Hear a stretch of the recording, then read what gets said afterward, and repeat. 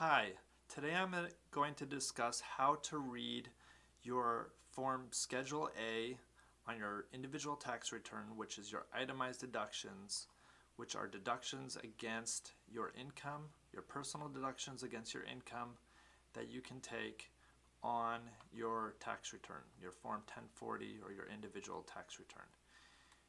I went over last time a bit about the first two pages of your return, which are the summary of your entire return and shows all the important numbers. And today I'm going to go a little bit more into detail on the itemized deductions and how they work. So if you see over here, you have the option of either choosing a standard deduction, which, as I said last time, is either $12,000, a bit over $12,000 for an individual, for a single individual, or up to $24,000 and change for a married family. Or you can choose to have itemized deductions, which you fill out a form called Schedule A, and you put all of your itemized deductions on there, and if it's more than your standard deduction, then you get to take that, which is what you see over here. So I'm going to show you now how to read that Schedule A form. So here's a Schedule A, which is itemized deductions, and it's broken down by section, and I'll go over each section individually. The first section is medical and dental expenses, and this is one of the sections that most people don't really understand this, but it's always limited to 7.5% of your adjusted gross income, which is right here, which is from line B on Form A, which I'll show you right now. So you had all of your income. If you remember last time, I talked about all the income you have, and it comes down to your total income, and then you have adjustments that are taken off from income, and that comes down to your adjusted gross income right here. And on your Schedule A, that is one of the items that's used to limit how much of itemized deductions you can take. So for medical, has a very high limitation. You could only take expenses for medical over 7.5% of your adjusted gross income. So 7.5% of your adjusted gross income right here is $18,548. So since their total medical and dental expenses, which is comprised of medical insurance and medical visits to doctors, medication, all of that kind of stuff, since that's over that, you have a small deduction. But assuming it was under $18,548, you'd be completely limited, and you wouldn't be getting a deduction for that. So that's something to be aware of. The next section is taxes. And this section has a bunch of items, and it's one of the most commonly used sections. And recently it's been limited as well, and I'm going to show you how that's calculated. So the first item is either state and local income taxes or general sales tax. So if you live in a state where you're charged income tax, you're going to generally your income tax is going to be higher than your sales tax. May not always be the case. The software, your accountant will calculate that for you. And so you either have your income tax from the year from the state, or you have the sales tax that's basically calculated on your earnings times a certain percentage of earnings that you may have, that they calculate you may have spent over the year on sales tax, or you can actually input items that you know, like if you have large items that you bought with sales tax, you can put those items in separately. Line B is for state and local real estate taxes. And as you can see, the professor and his wife have a large home and they get charged lots in real estate taxes, so that's a big number over here.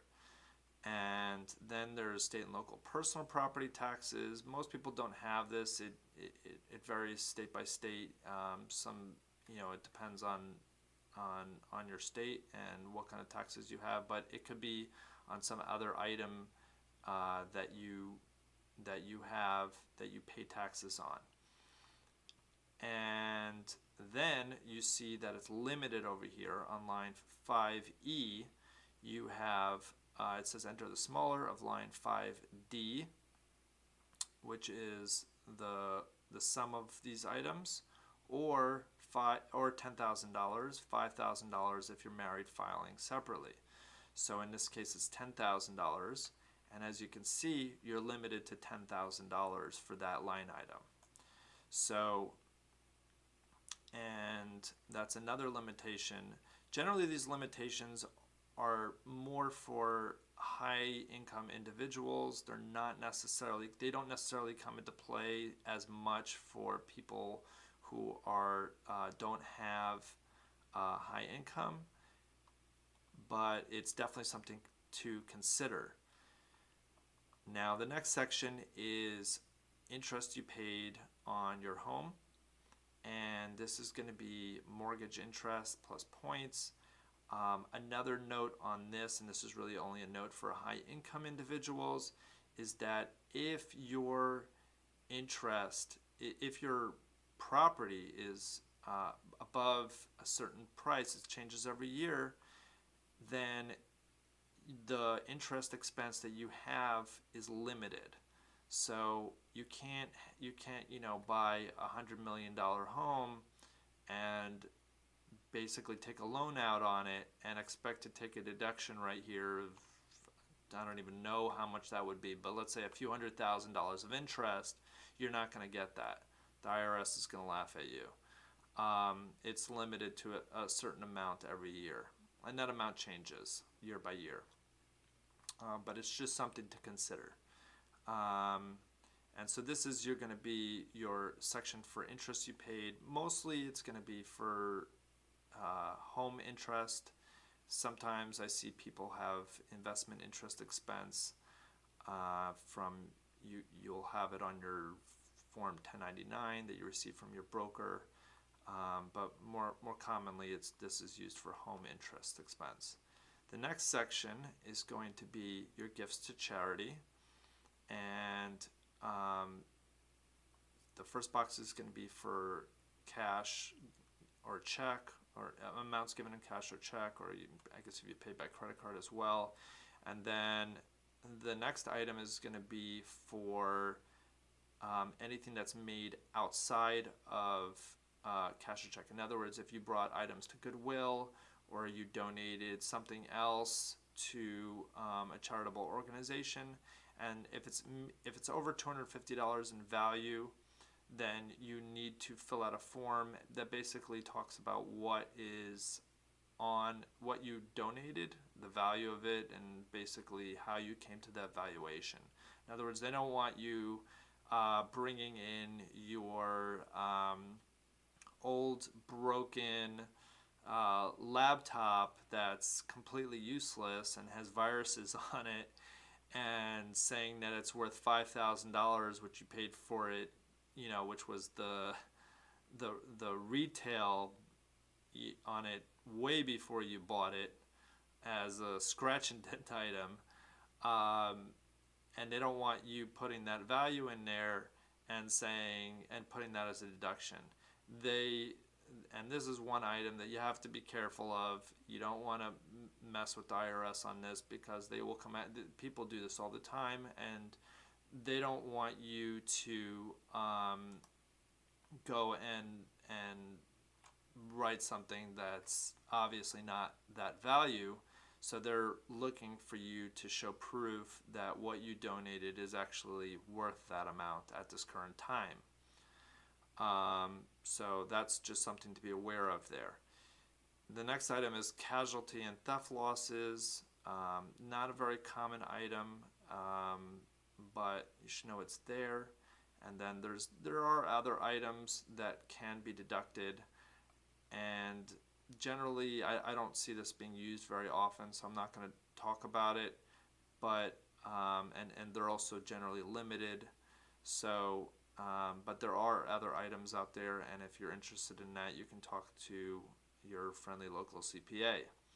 And then that comes down to your total itemized deductions, and that if it's more than your standard deduction is going to go back here on your first page of your return of your 1040, and it's going to be it's going to be a deduction from your adjusted gross income to arrive at your taxable income. Thank you very much for watching this. If you have any questions about itemized deductions or anything else tax related, or you want me to make another video and you have a specific question about something that you'd like me to answer, I'd love to. Please, if you enjoy this video, please like, subscribe, and share it.